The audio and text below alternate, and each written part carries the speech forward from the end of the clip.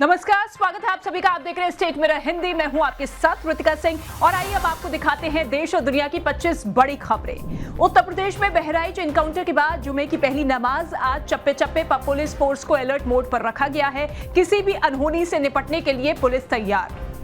उत्तर प्रदेश के बहराइच में दुर्गा जी की प्रतिमा के विसर्जन के दौरान हुई हिंसा मामले में मुख्य आरोपी सहित 5 गिरफ्तार। 2 आरोपी को पुलिस और एसटीएफ का एनकाउंटर में लगी थी गोली।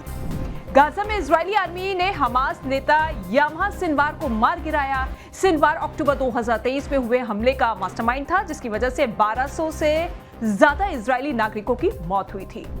हमास चीफ याह्या सिनवार की मौत पर अमेरिकी राष्ट्रपति जो बाइडेन ने बड़ा बयान दिया है। कहा, इजराइल के पास हमास को खत्म करने का अधिकार है। सिनवार इजरायलियों की हत्या और अपहरण का जिम्मेदार था। हमास चीफ याह्या सिनवार के मारे जाने के बाद इजराइल के प्रधानमंत्री बेंजामिन नेतन्याहू ने कहा कि हमास अब गाजा पर शासन नहीं करेगा, बंधकों को रिहा करने तक हमला जारी रहेगा। दिल्ली में प्रदूषण का स्तर बढ़ा। 13 निगरानी केंद्रों पर इंडिकेटर रेड जोन। बढ़ते प्रदूषण को देखते हुए पर्यावरण मंत्री ने प्रदूषण से प्रभावित 13 क्षेत्रों में जरूरी कदम उठाने के निर्देश दिए हैं। दिल्ली के शादरा स्थित फ्लैट में लगी भीषण आग। फायर ब्रिगेड की टीम मौके पर पहुंची। 2 लोगों के जले हुए शव बरामद किए गए। दिवाली पर पंजाब को दहलाने की साजिश। पाकिस्तान से ड्रोन के जरिए भेजा लोडेड आईईडी और आरडीएक्स। बीएसएफ और पंजाब पुलिस ने संयुक्त कार्रवाई करते हुए जब्त किया विस्फोटक। दिल्ली के कैलाशपुरी एक्सटेंशन इलाके में एक केमिकल गोदाम में लगी भीषण आग। आग की सूचना मिलते ही मौके पर पहुंची फायर ब्रिगेड। आग पर काबू पाया गया। गृह मंत्रालय ने बीजेपी नेता अरविंदर सिंह लवली की बढ़ाई सुरक्षा। मिली Y+ कैटेगरी की सिक्योरिटी। खतरे की आशंका के आधार पर दी गई सुरक्षा। यूपी की 10 सीटों में होने वाले उपचुनावों में कांग्रेस और सपा मिलकर चुनाव लड़ेंगे। सपा 8 सीटों पर चुनाव लड़ेगी, जबकि कांग्रेस को 2 सीटें मिलेंगी। फिलहाल चुनाव आयोग ने 9 सीटों के लिए चुनावी कार्यक्रम तय किया है। नोएडा के प्राइवेट स्कूल में 4 साल की बच्ची से यौन उत्पीड़न मामले में पुलिस ने बड़ी कार्रवाई की है। स्कूल कार्यालय प्रशासक और क्लास टीचर को अरेस्ट किया गया है। झारखंड में पहले चरण के लिए 18 अक्टूबर को 43 विधानसभा सीटों पर नॉमिनेशन की प्रक्रिया शुरू। 25 अक्टूबर को नॉमिनेशन करने की आखिरी तारीख। झारखंड विधानसभा चुनाव को लेकर बीजेपी की पहली लिस्ट जारी करने की उम्मीद। असम के सीएम और झारखंड के सह प्रभारी हेमंत बिस्व शर्मा जाएंगे रांची। आजसू और बीजेपी संयुक्त रूप से करेगी प्रेस कॉन्फ्रेंस। झारखंड विधानसभा चुनाव को लेकर इंडिया गठबंधन की सभी पार्टियों ने तैयारियां तेज कर ली है। सीट बंटवारे को लेकर आरजेडी नेता तेजस्वी यादव का रांची दौरा।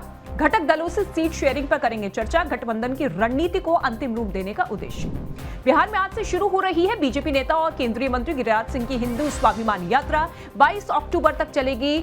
शुरुआत भागलपुर से होगी और समापन जो है किशनगंज में होगा। अखिलेश यादव का 2 दिवसीय महाराष्ट्र दौरा। 18 और 19 अक्टूबर को महाराष्ट्र दौरे पर चुनाव को लेकर मुस्लिम बहुल इलाके में रहेगा पूरा फोकस। आरएसएस के खीर वितरण कार्यक्रम में चाकूबाजी। राष्ट्रीय स्वयंसेवक संघ के 8 लोग समेत अन्य 2 लोग घायल हुए हैं। अचानक हुए हमले से मच गई अफरा तफरी। बॉलीवुड एक्टर सलमान खान को फिर दी गई धमकी। मुंबई के ट्रैफिक पुलिस के व्हाट्सएप पर आया धमकी भरा मैसेज। सलमान खान से लॉरेंस बिश्नोई के साथ दुश्मनी को खत्म करने के लिए 5 करोड़ रुपए की मांग की गई।